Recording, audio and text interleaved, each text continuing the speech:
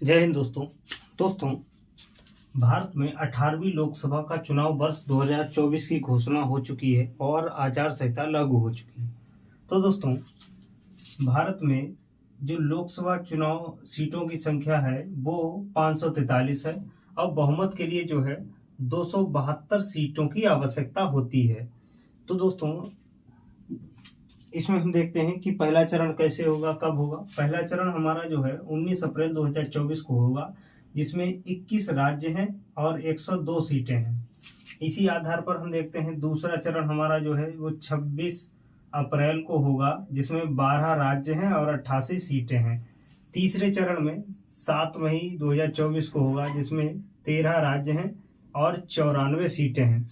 चौथे चरण में जो कि 13 मई को चौथा चरण पूरा होगा, उसमें 10 राज्य हैं और 96 सीटें हैं।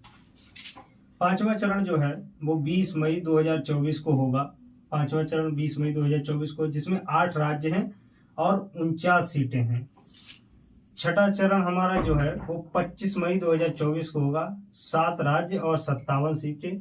सातवां चरण जो है 1 जून 2024 को होगा, जिसमें 8 राज्य और 57 सीटें हैं। तो दोस्तों इसका रिजल्ट जो है वो 4 जून को आ जाएगा।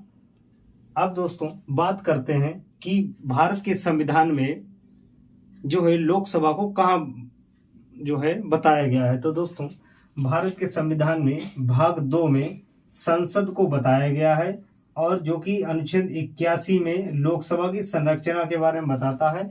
अधिकतम लोकसभा में जो है 550 सांसद हो सकते हैं, जिसमें से राज्य क्षेत्रों से 530 चुनकर आ सकते हैं और केंद्र शासित राज्यों से 20 सांसद जो है चुनकर आ सकते हैं।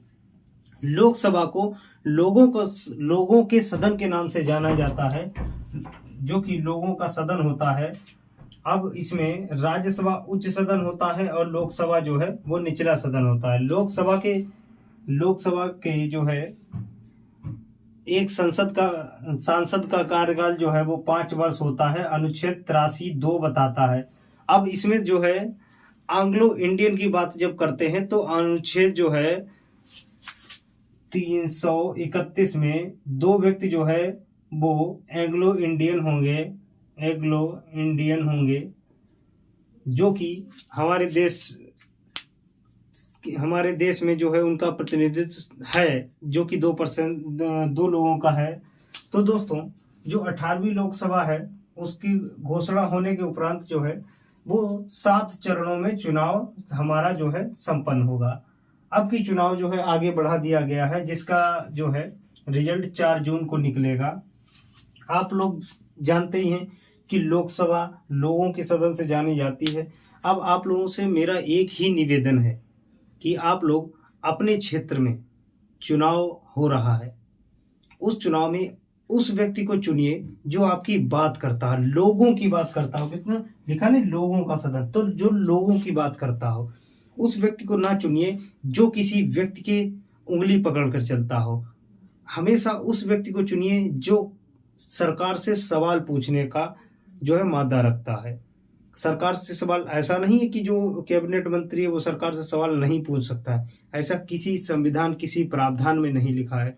बस एक सरकार का भय बना रहता है कि हमारी कुर्सी चली जाएगी। इसलिए दोस्तों हमेशा वोट उसी व्यक्ति को करें जो आपको सपोर्ट करता है, और चुनाव में वोट जरूर करें, क्योंकि ये लोगों का सदन है। लोगों के सदन में आप लोगों की सहभागिता जरूरी है, और उस सहभागिता को आप लोग जो है अच्छी तरीके से जानते हैं कि किस तरीके से हमारा देश जो है संचालित हो रहा है। जो लोकसभा के चुनाव होते हैं लगभग पूरे विश्व में भारत में सबसे अधिक जो है सांसद चुने जाते हैं। भारत एक विश्व का बहुत बड़ा लोकतांत्रिक देश है। यहाँ लोगों का तंत्र चलता है। लोगों का तंत्र अन्य देशों में भी चलता है, लेकिन जो हमारे देश में स्वतंत्रता है वो शायद ही किसी देश में है। तो मेरा एक ही निवेदन है, आप उस व्यक्ति को चुनिए सांसद के रूप में जो आपके साथ खड़ा हो, जो आपके द्वारा पूछे गए सवाल का सही और तार्किक जवाब देता हो। उस व्यक्ति को बिल्कुल भी ना चुनिए जो व्यक्ति किसी दूसरे के कहने पर चलता हो, जिसको खुद की क्षमताओं का पता ना हो, जो सिर्फ कुर्सी के लिए बना हो। उस व्यक्ति को बिल्कुल ना चुने। तो दोस्तों आपने देख लिया है 7 चरण में चुनाव होगा भारत में, और ये 18वीं लोकसभा है। ये क्वेश्चन पूछा जा सकता है। और अनुच्छेद 81 में लोकसभा की संरचना के बारे में बताया गया है। अनुच्छेद जो है 83(2) में इसके कार्य को बताया कि 5 साल है। और जो है इसमें 2 एंग्लो इंडियन अनुच्छेद जो है, आर्टिकल जो है 331 में जो है 2 एंग्लो इंडियन के बारे में बताया गया है। और भारत लोकसभा प्रतिनिधित्व अधिनियम 1951 की धारा 14 के अनुसार वह व्यक्ति लोकसभा में वोट डालने का अधिकारी है जो कि वयस्क व्यक्ति है जिसने 18 वर्ष की आयु पूरी कर ली है। अनुच्छेद 336 भारतीय संविधान। तो दोस्तों हमारे द्वारा बताई गई जानकारी आपको कैसी लगी हमें कमेंट बॉक्स में जरूर बताएं। वीडियो को लाइक करें, चैनल को सब्सक्राइब करें। मिलते हैं नेक्स्ट वीडियो में, तब तक के लिए जय हिंद, वंदे मातरम।